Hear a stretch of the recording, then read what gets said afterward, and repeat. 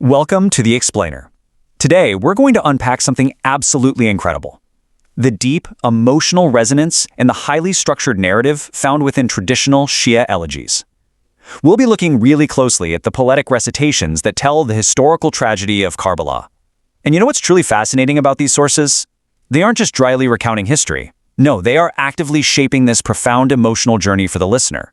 By breaking down the specific structure, the pacing, and the vivid imagery used in these recitations, we can start to understand exactly how an oral tradition preserves a history of such immense sacrifice and sorrow. So let's break down exactly how this powerful narrative is constructed step by step and experience the journey these recitations create. Okay, let's dive right into this. The sources immediately plunge us into a profoundly somber tone. Just listen to this visceral cry. They said Hussein has an eye on ZAHRA. The heart is troubled. Have mercy on your state and have mercy on mine. Notice how there's no slow build-up here? The listener is instantly dropped into this heavy, impending doom. The poetry uses these cryptic, almost mystical phrases. Things like, they said Hussein is on the secret, or they said Yasin is playing, which creates this thick atmosphere of inevitability. The text repeatedly cries out, is there a victor? Is there a victor? It's a desperate rhetorical question that really underscores the absolute desperation of the moment, making these historical figures feel so immediate, vulnerable, and deeply human. Now that sense of inevitability, it's no accident. The lyrics repeatedly emphasize that this immense loss literally had to be this way. The sources frame Hussein's stand as a preordained promise to God. There's this incredibly haunting line in the text that says, "Oh, I came and your garment is ready. You are being shaped. You didn't sew it." I mean, wow, that brilliantly conveys that the shroud of sacrifice was already prepared for him. The tragedy is presented not just as a loss on a battlefield, but as a deliberate, monumental sacrifice designed to ensure that the message of Karbala lives on forever in the hearts of the people. It's an incredibly heavy burden, but one that is accepted willingly. Moving into the rising action of the narrative, the poetry creates a compounding effect of grief by naming the fallen protectors one by one. The recitation doesn't just casually say, "Oh, many died." It literally cries out in sheer panic. Where did Akbar go? Where did Oscar go? And where will I bring Al-Mutada? It voices the absolute terror of the camp, saying the boy is crying, my sailors are praying. Think about what that does. Each name represents a shattering loss for the camp, stripping away Hussein's protectors layer by layer until his isolation becomes absolute. And this brilliantly illustrates how that compounding grief reaches a devastating climax with the fall of Abbas. Listen to this. This is the one who loses Abbas. The water fell. You are Abbas, all of you. I needed him. The elegies place an incredibly intense emotional weight on him. He isn't just a soldier, right? He is the ultimate protector, the standard bearer. That raw desperation in the phrase, I needed him, completely strips away the image of an untouchable leader and reveals a brother in deep, agonizing grief over losing his greatest support. So what does the waterfall actually mean here? Let's unpack the symbolic meaning of that phrase. Abbas was the water bearer for a camp of parched women and children. When he falls, the water literally falls with him. His absence leaves the remaining camp completely terrified and vulnerable. The fall of Abbas is the absolute turning point where all hope of physical rescue just evaporates. The poetry asks the fallen leader, what are your brothers, what are your women, and you are with them. There is no one left but you. It paints this frantic picture of the camp. In front of you, to your tents, you run and are terrified, you are tormented. The sanctuary is utterly exposed.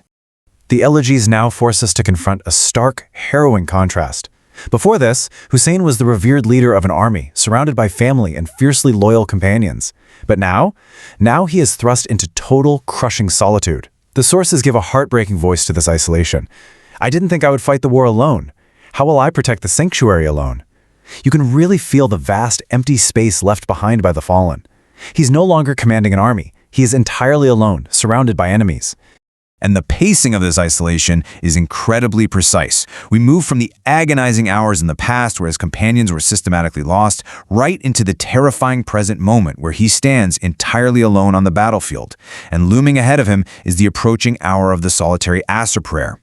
The poetry specifically highlights his heartbreaking realization, how will he pray Asr alone?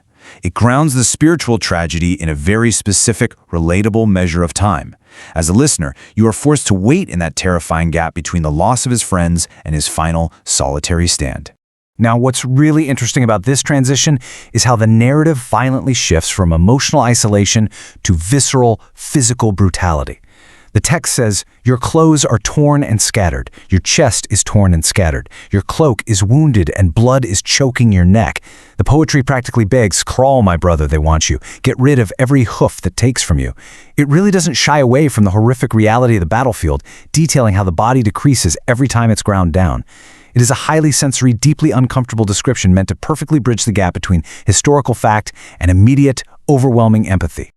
Building directly on that imagery, the narrative vividly contrasts his spiritual resilience with the brutal end to his physical stand. Throughout the sources, we hear these chaotic, rhythmic repetitions that actually simulate the very sound of trampling hooves. The reciter cries out, "Oh, the horse, the horse's revenge is with its promise." This rhythmic terror emphasizes that while his spirit remained completely unbroken, his physical form was subjected to the absolute extremes of earthly cruelty. But then, the narrative does something extraordinary to bridge the boundaries of time. Historically speaking, Hussein's mother, Zahra, passed away long before this battle, yet the text makes her spiritually present. The poetry envisions her right there on the battlefield, weeping over his wounds, crying out, "I respected you and I found you fallen, but your eyes were white." And in response, Hussein addresses her, saying, "O mother, I am silent."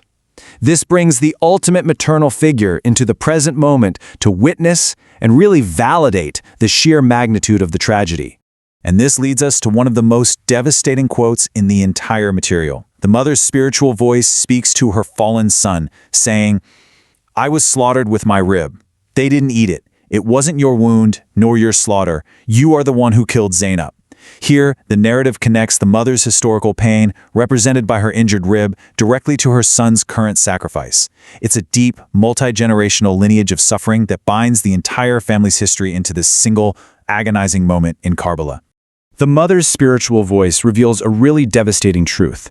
The ultimate tragedy for Hussein isn't actually his own physical death. According to the text, his greatest agony is anticipating the horrific fate of his sister Zainab. When she says, "You are the one who killed Zainab," it's highly metaphorical. It means that the true source of his unbearable pain, the thing that truly breaks his heart, is knowing the horrific fate that awaits her once he is gone. The poetry says, "Your health is with her and from her." His life and her safety are completely, inextricably linked. Let's move to and see how this builds, because once the defenders fall, the survivors are thrust into a harrowing aftermath. The structure of the elegies deliberately walks the listener through every single agonizing mile of Zainab's tragic progression. It begins with the sheer terror of fleeing the burning tents, then it forces us to witness the harsh march on the she-camel, and it culminates in the ultimate humiliation of enduring captivity and being paraded in the public market. To anchor this journey, the sources provide brutal, unforgiving imagery. The verse reads, "They burned her heart with her brother's head. Tomorrow Zainab will be taken captive in the middle of the market." The poetry explicitly details the cruelty, noting that if she cried hard, they beat her. They cursed the pure one and cursed her father. It paints a picture of absolute, terrifying vulnerability, where the grief of losing a brother is compounded by the cruelty of public humiliation. The tragedy doesn't just end on the battlefield, it violently spills over into the devastating treatment of the survivors.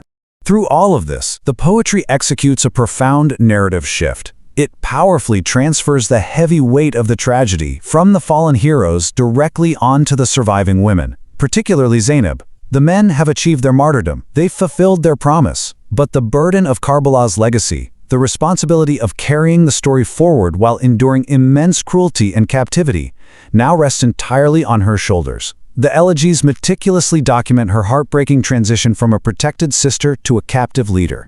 This culmination of physical and emotional torture is captured in one stark, final description. "Tomorrow, your head will be presented, and the stick silences the smile." This points to the ultimate depths of disrespect. The imagery of the stick striking the lips of the fallen leader, right in front of his captive family, is designed to evoke a profound, unforgettable sense of injustice and sorrow.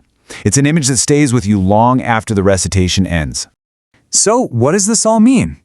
How do these vivid, agonizing recitations ensure that the promise of Karbala is never ever forgotten? By structuring the narrative to move from a preordained sacrifice through the solitary fall of heroes and into the enduring captivity of the survivors, These elegies do way more than just tell a story. They construct a living emotional monument. They ensure the listener feels the weight of history in the present tense, feeling every loss as if it's happening right now. Thank you so much for joining me to unpack this incredible narrative framework. Keep exploring, and I'll catch you in the next explainer.